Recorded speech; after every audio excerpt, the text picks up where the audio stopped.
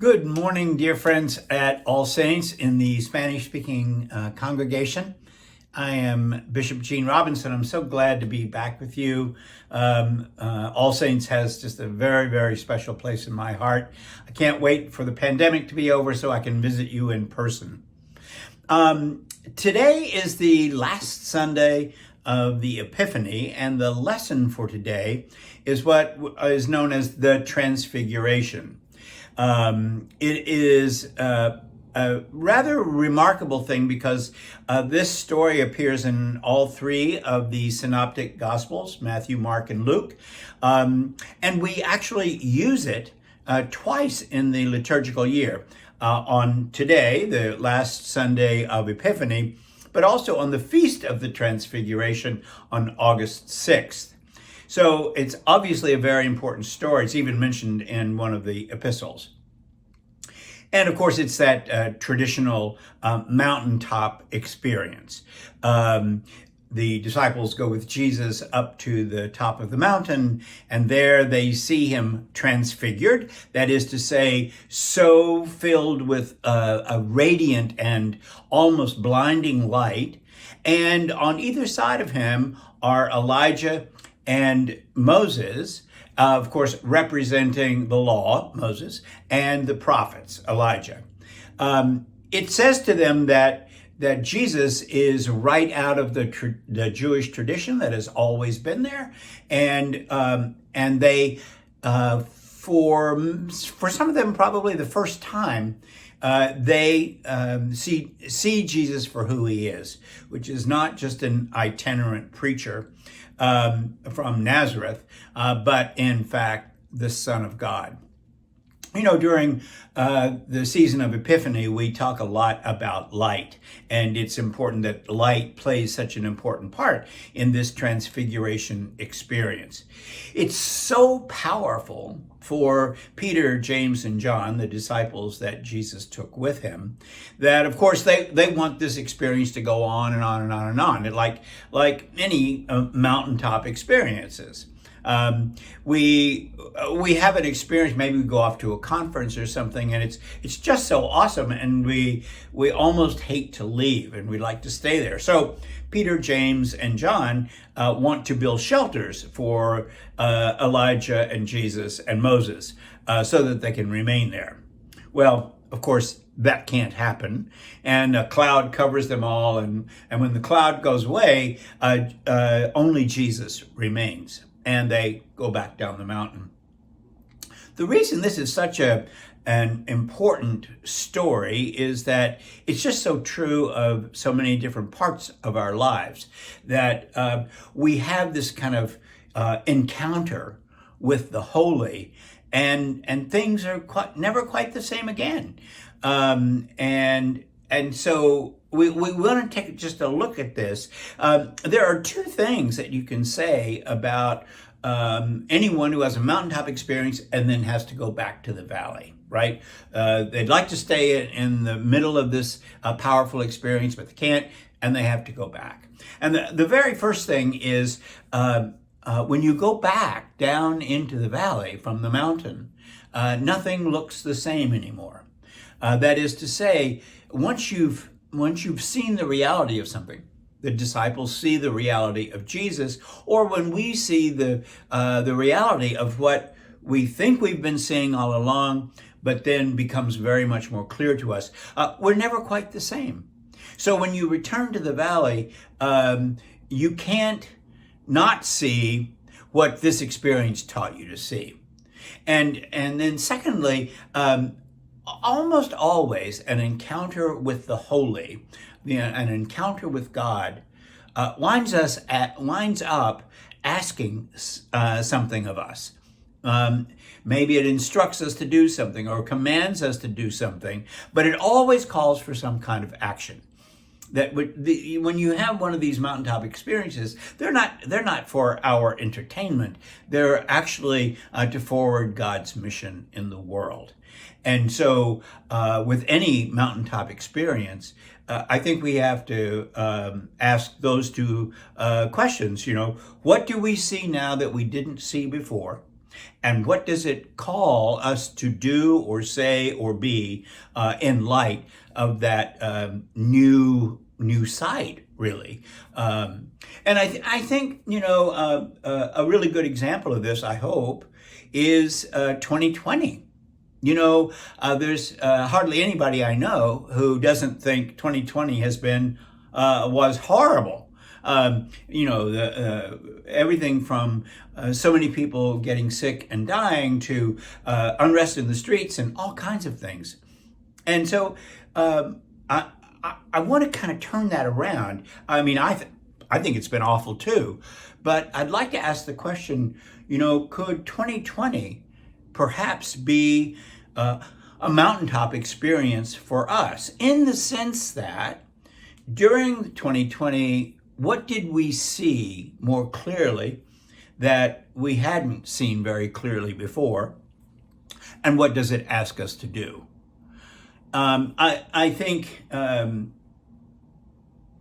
among those things are, we have seen, in a way, at least for those of us who are white, we have seen the way race plays in the inequities in our society, whether it be how the vaccine gets distributed, or who gets sick, or who's required to keep working even though it's dangerous. We see that people of color and poor people and so on, the most vulnerable in our society, get the worst end of things, and the system is built that way, right? It's built on racism, and I think. I mean, time will tell, but I think more white Americans saw that clearly this summer than before. That was helped by the second thing that we saw, which was after George Floyd's death, we started having the marches in the street all over America with Black Lives Matter and so on, and no more dramatically than here in Washington, D.C., where I live. And I think that, so this is what I mean about seeing things, this transfiguration. Racism has been with us all along, but I think for many of us, we saw racism at work in our society. We saw white supremacy at work in society in a more dramatic way than we have ever seen before. And then lastly, on January 6th, when we had the attack on the nation's capital, we saw how fragile our democracy really is. I think that was a shock to many of us. And it pointed out that the real danger to America at this point is not foreign terrorists, but in fact, American terrorists from right here in this country, who are driven by white supremacy and hatred of what they perceive to be a threat to them. So what do those realizations, if we see those, if God has shone a light on them in 2020 in a special way, what does it call us to do? Well, it calls us to work against the kind of racism and white supremacy and the system being set up to reward some at the expense of others. We have to seek to change that, and we have to recommit ourselves to seeing that every day, not just in extraordinary circumstances and mountaintop experiences, but in our everyday lives. And some of you are on the receiving end of that racism, and so I want to say that perhaps what God is asking you to do is to work with us, to teach us, to help us to understand our contributions to that. I mean, that's the insidious thing about systemic and institutional racism, is that it's kind of all set up to be racist for you. So you don't have to make a decision to be racist. You just participate in the society, and there you are. So on this last Sunday of Epiphany, we remember the ways in which God reveals God's self to us and reveals the world to us in a new way and calls us to act on that new sight that we have. And, and in fact, it gives us the opportunity to be as transfigured, perhaps, as Jesus was, for us to allow the light of Christ to shine through us and out into the world in the way Jesus did when he was on earth. That would be my prayer for us as we finish this Epiphany season and this season of light. I would pray that that light would illumine all of our lives and empower us to be God's hands and feet and words in the world. Bless you, and thank you so much for inviting me to preach to you today. Amen. Voy a traducir ahora el sermón del obispo, sintetizarlo. Buenos días, amigos de la Iglesia de Todos los Santos y esta comunidad de la UNA.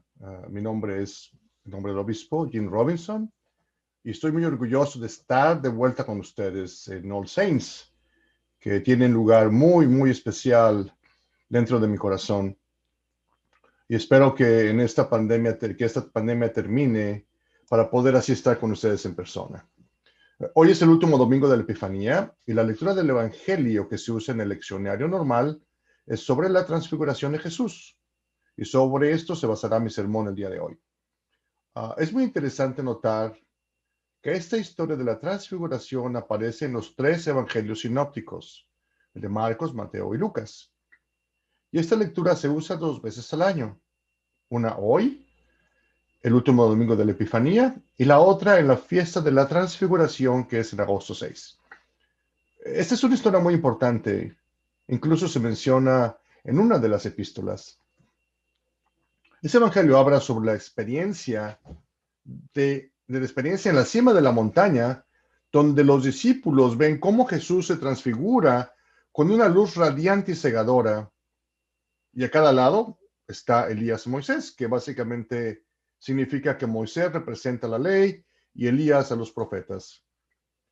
Básicamente esto significa que Jesús proviene de esta tradición judía. Y no solo Jesús es un predicador itinerante de la región de Nazaret, sino que es también el Hijo de Dios. Y sí, durante esta estación de Epifanía hablamos mucho de la luz, y esta luz juega un papel muy importante en la experiencia de la transfiguración. Es muy poderosa para Pedro, Santiago y Juan, y los discípulos que Jesús llevó con ellos, que quisieron estos discípulos quedarse mucho tiempo allí.